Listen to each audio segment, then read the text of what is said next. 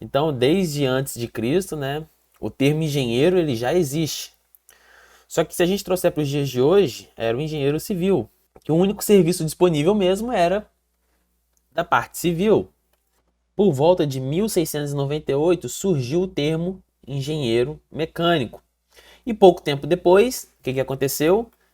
A criação da primeira máquina a vapor e, consequentemente, a primeira revolução industrial. Logo em seguida, por volta de 1800, criou-se o termo engenheiro eletricista. E aí, a engenharia elétrica, nesse momento, ainda meio tímida, né, comparado com o que a gente tem hoje, ela colaborou, participou da segunda revolução industrial, com a parte elétrica dela, né, iluminação, lâmpada, coisas até então simples. Mas aí, praticamente no mesmo período histórico, veio o termo engenheiro químico. E aí as duas engenharias, tanto a elétrica quanto a química, com a criação, a invenção, né, do primeiro motor elétrico e com a necessidade de novos produtos e processos químicos, colaboraram para a terceira revolução industrial.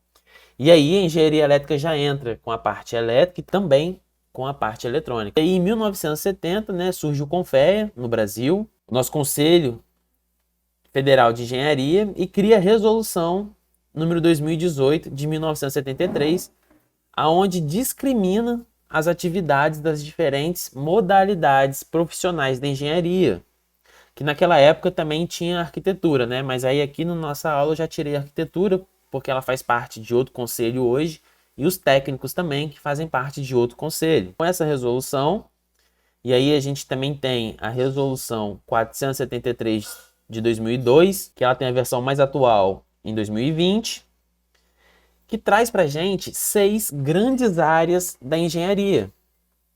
Então, como é que era antes? A humanidade, né, ela levou séculos para evoluir, tanto a nível de conhecimento quanto a nível tecnológico. E nos últimos 50 anos, a evolução foi tão grande, tão exponencial em questão de conhecimento, em questão de tecnologia, que foi necessário a gente dividir a engenharia em ramos de atividade.